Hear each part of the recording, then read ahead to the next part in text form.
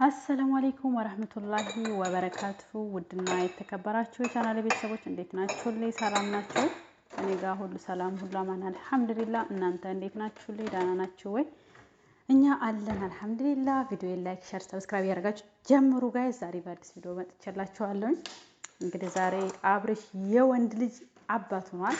ሁላችሁም እንግዲህ የማዳም ቅመሞች አብዛኛው ከሱ በላይ ደግሞ የማዳም ቅመሞች ደስተኛ ናችሁ። የሰው ደስታ የሚያስደስታችሁ ሁሉ እንግዲህ እንኳን ደስ አላችሁ። ልጅ በረከት ልጅ ሀብት ነውና በብር የማይገዛ ምን ብዬ ልንገራችሁ፣ ልጅ በጣም አስፈላጊ ነው።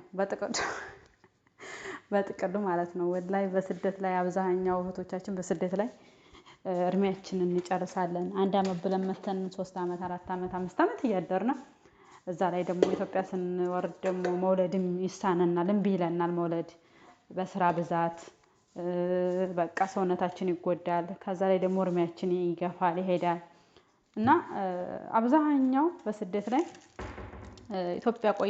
ስደት ላይ ቆይተን ኢትዮጵያ ስንወርድ አብዛኛው እንቸገራለን እና በጣም መታደል ነው ልጅ መውለድ ማለት ነው። እና ያው እንግዲህ ሩታዬ ወንድ ልጅ እናት ሆናለች። ፍቅራቸውንም ደግሞ መልሷል። አብርሽና የሩታ እንግዲህ ፍቅር መጨረሻው ያማረ ይሁን።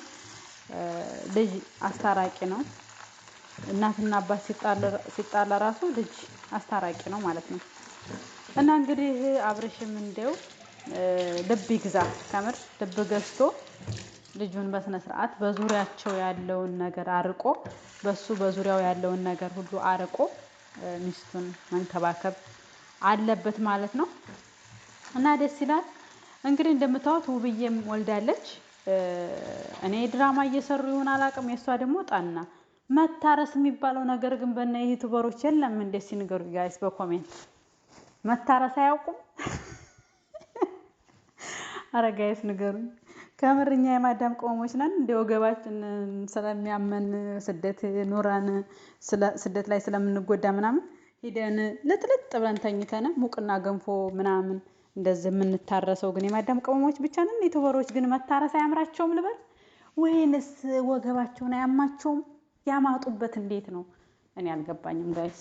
ለምንድን ነው በወለዱ በ2 ቀናቸው ሲዝናኑ ቪዲዮ ሲሰሩ በዛ ሲሮራጡ ነው የማያቸው? ምንድነው ነገሩ ግን? እንዴት ነው አወላለዳቸው? እስቲ ነኛም ሹክ በሉን። መታረስ የሚባል ነገር አለ እኮ። የሴት ልጅ ስትወልድ ሰውነቷ ይከፋፈታል። ሰውነቷ በቃ በትኩስ ነገር መደፈን አለበት። እንክብካቤ ይፈልጋል ማለት 9 ወር ተሸክማችሁ ወልዳችሁ ቢያንስ ወልዳችሁ እናት ያላችሁ በእናት እናት የሌላችሁ ደግሞ ቢያንስ የሚያረሳችሁ ሰው በዛ ሰውዬ ቢጣፍጥም ቢመርም ያንን ነገር እየወሰዳችሁ መጠገን አለባችሁ። ገባችሁ አይደለ? አሁን እናንተ እንዴት ነው የሆነ ነገር ብቻ አላቅም። ከምር እንዴት ማሻአላ ተባረከላ ደስ ይላል። እንደዛ አቅም ሰጥቷቸው መቆማቸው ምናምን ጥሩ ነው። ግን ያው በኋላ ላይ ከባድ ስራ ስለማያገኛቸው ሊሆን ይችላል። ግን የማዳም ቅመሞች አሁን አገር ስትገቡ ያገባችሁም የምታገቡም አግብታችሁ ስትወልዱ መታረስ አለባችሁ። ስላላመመኝ ብላችሁ ወይንም ጠንካራ ነኝ ብላችሁ መንቀሳቀሱ ለእናንተ ጥሩ አይደለም። ለምን እንደው ታውቃላችሁ?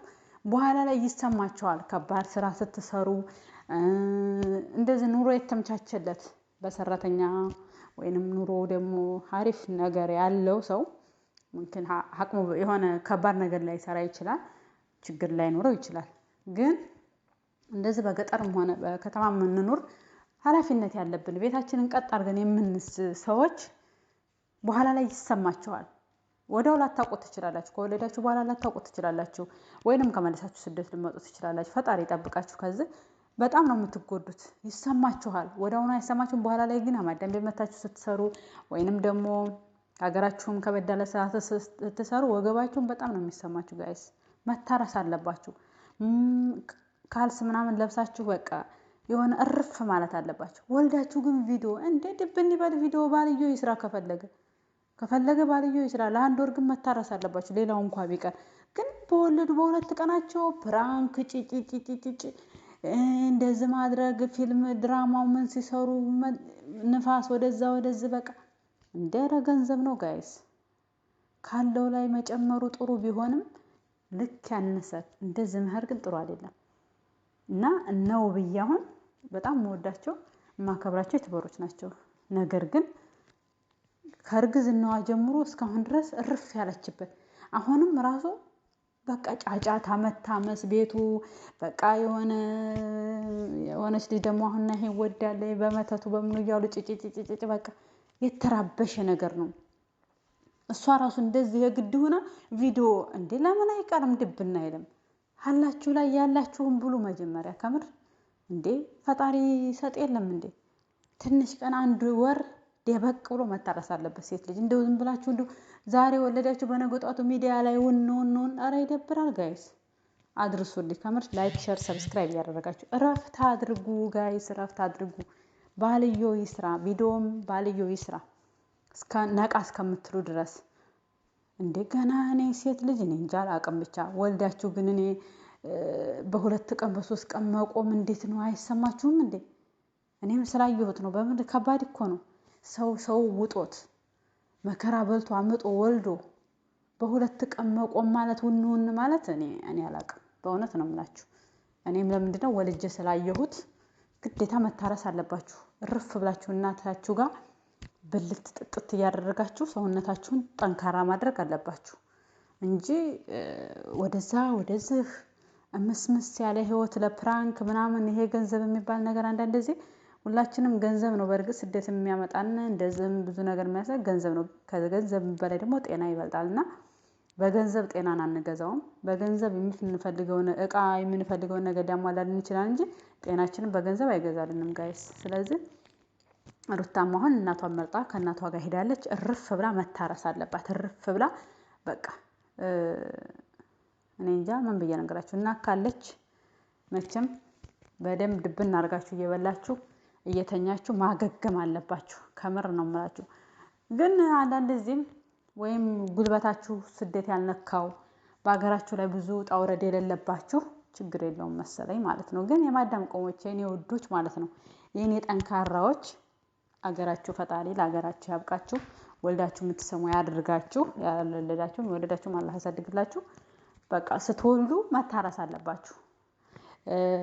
ልብሳችሁን ደረብረብ ልብስ ንፋስ እንዳያገኛችሁ ሙቃችሁንም ገንፋችሁንም ወደ ይሄ ምን የሚበላ ነገር የተባለን ነገር ፍን እያረጋችሁ እየበላችሁ በደንብ መታረስ አለባችሁ ጋይስ።